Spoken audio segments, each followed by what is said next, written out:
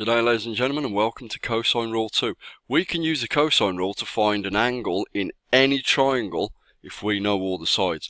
Now this is what's really good about advanced trigonometry. We can find out any angle in any triangle provided we know the three sides. We've just got to be careful with which way we're labelling things. Right then, there's our angle that we've got in question. I'm going to call this big A, and this has got to be opposite this side. We're going to call the side it's opposite small a.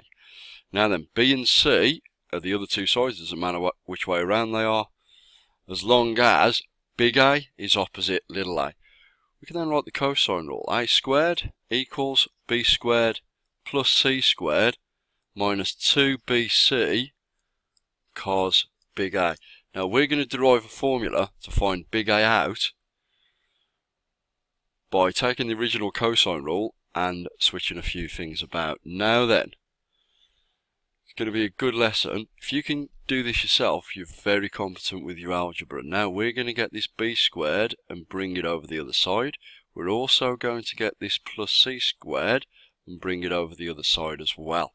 Now then, to do that, I've got to take away b squared from both sides. I'm also going to take away c squared from both sides.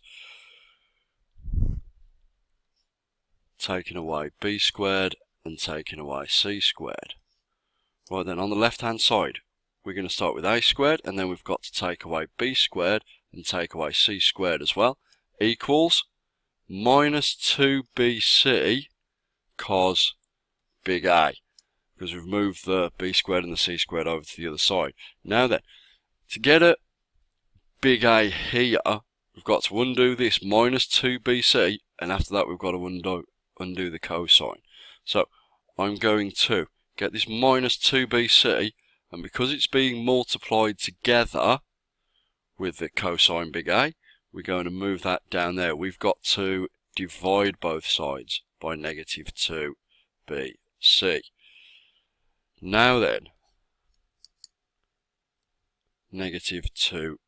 The negative in front is important, and it does make things a little complicated at first when we try to sort things out, but nothing to worry about, ladies and gentlemen. The easy way to do this is just to start with our left hand side of the equation and write a squared minus b squared minus c squared over negative 2bc equals cos big A. Now, I'm going to take a little moment out to eradicate this negative in front of the 2bc, because just to tidy up really, but taking out this negative, we can multiply everything by minus 1. It's just going to change all the signs on this top row. This plus a squared is going to become a minus a squared, minus b squared is going to become plus b squared, and minus c squared is going to become plus c squared.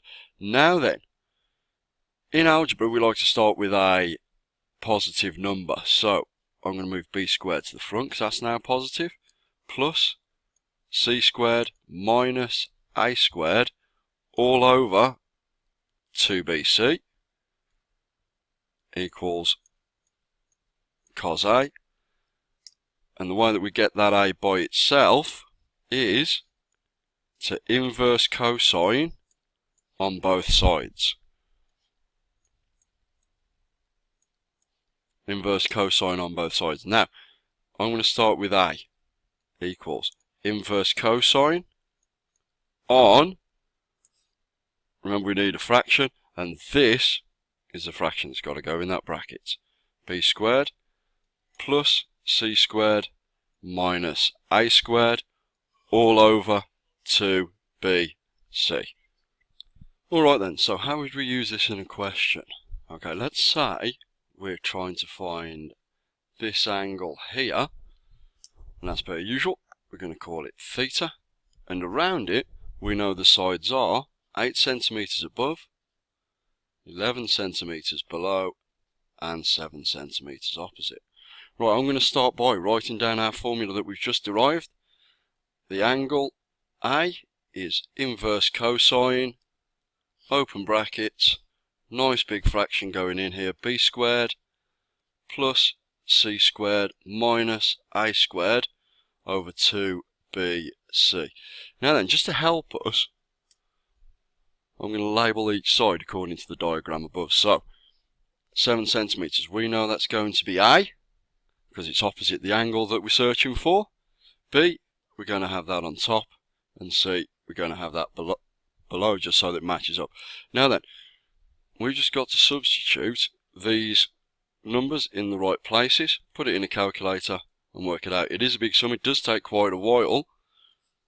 First step to get this right is to make sure we've got the right numbers in the right places. B squared plus C squared. B is 8, C is 11, so we're going to have 8 squared plus 11 squared minus A squared. A is 7, so that's 7 squared, over 2BC. Now, when I'm writing multiplications into my calculator, it's really good to write your substitutions in brackets. So 2 brackets 8, that means 2 times 8, and then open another brackets, and we're going to put 11 in there for C. So this is B, this is C. Okay, now then, when I put all that into a calculator, as per usual with trigonometry, it usually comes out with a really big decimal that we've got to round off, and because we're searching for an angle, we're going to round off to 1 decimal place. That gives us an angle of 39.40, so that's 39.4 degrees to 1 decimal place. Hope you've enjoyed that, ladies and gentlemen. Have fun with your worksheet. Ask your teacher if you've got any questions. Thank you.